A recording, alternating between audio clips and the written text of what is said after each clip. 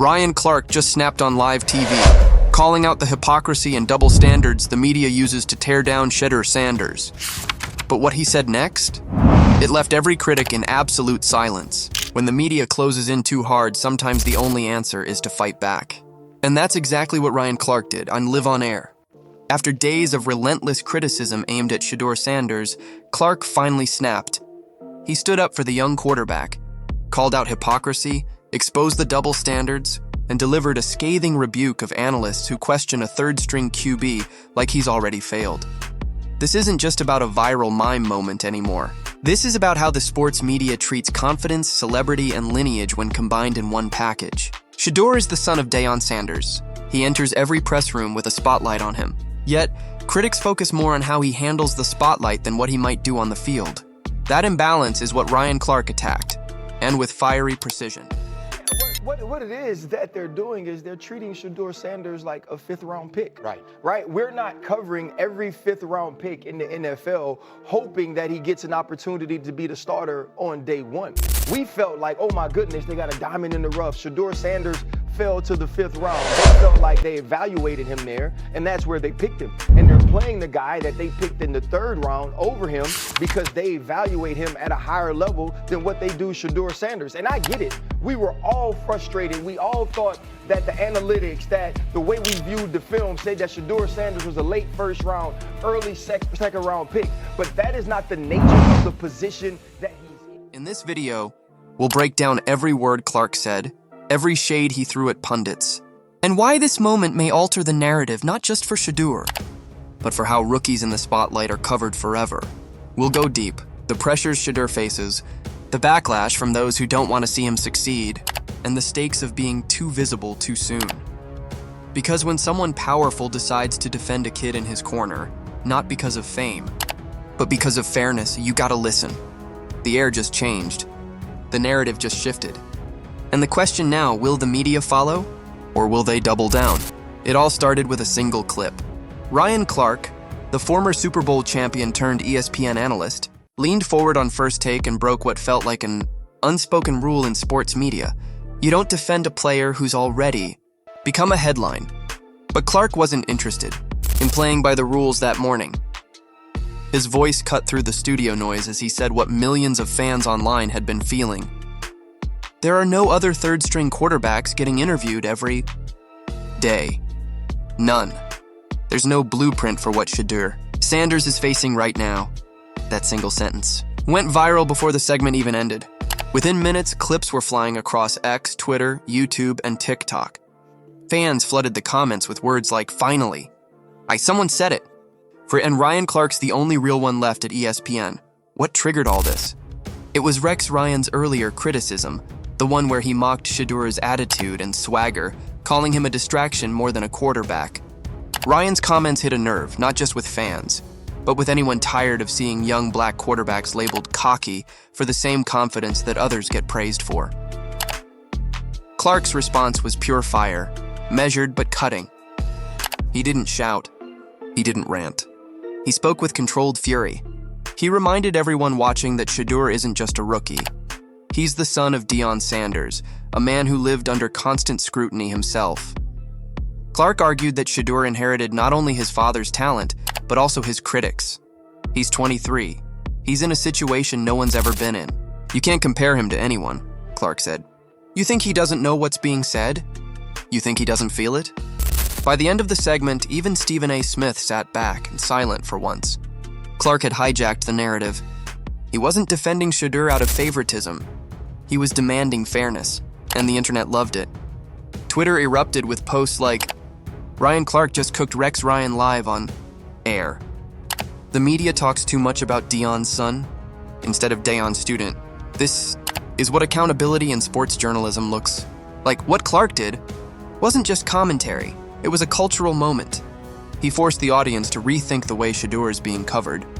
Because behind the headlines, there's a young QB who hasn't even thrown a professional touchdown yet, but already carries the pressure of a dynasty. And this was only the beginning.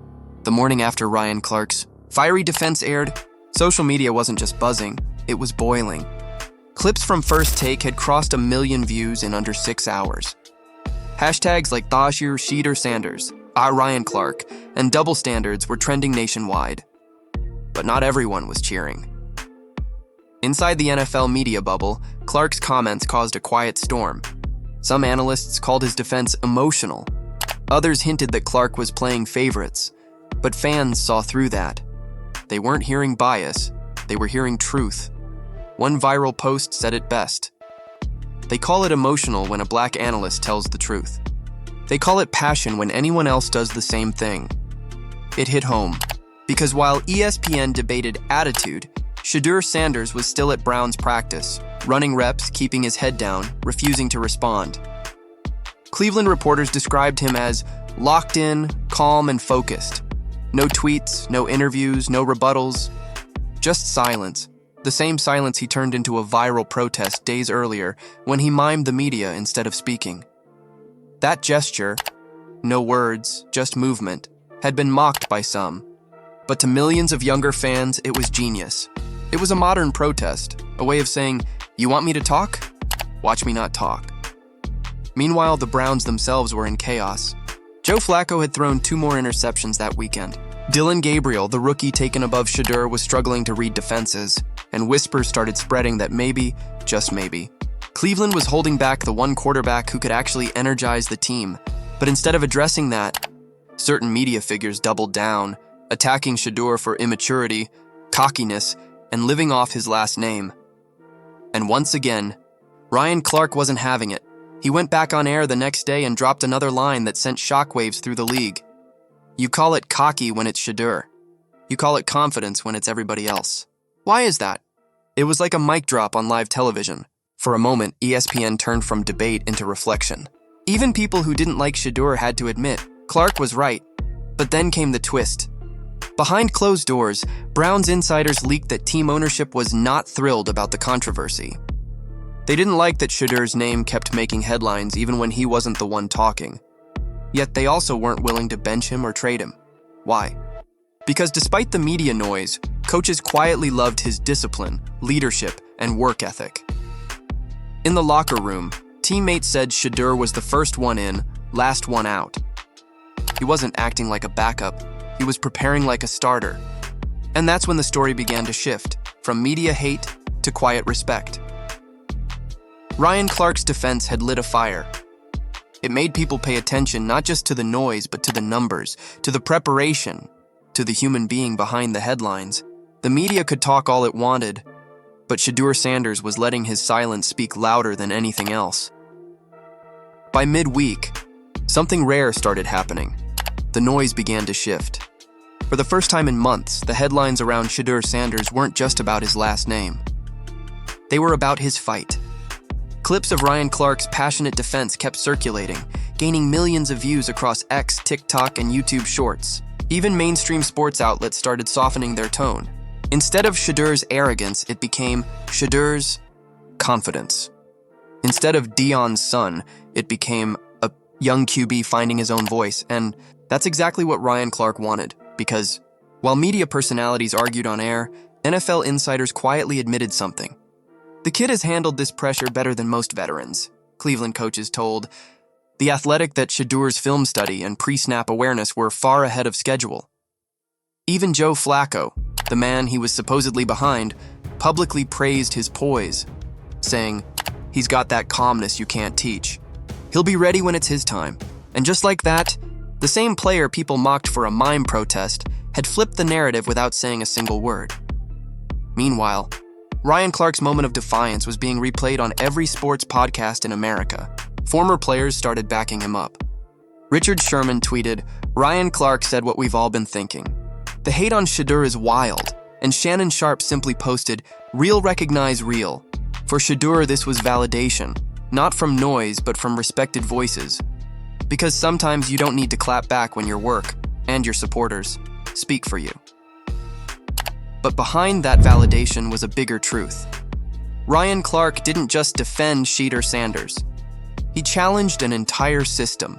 He exposed the pattern, how young black quarterbacks are often dissected for their confidence, while others are celebrated for the same traits. He called out the coded language, immature, cocky, entitled, Words used to undermine potential before it even unfolds. And most importantly, he reminded America that fairness isn't favoritism, it's humanity. As the Browns packed for their next matchup, Shedeur stayed quiet. No rants, no interviews. Just preparation. When asked by a local reporter if he had any message for his critics, he smiled and said, "Nah, I'm good. I'm just working." That one line said everything, because now, it's not just Shedeur who's watching his critics, it's the whole NFL audience watching them. Ryan Clark lit a fuse that can't be put out. And whether you love Shedeur or doubt him, one thing's for sure, he's not backing down, he's learning how to turn hate into heat. And that might just be the secret ingredient that takes him from primetime sun to his own legend.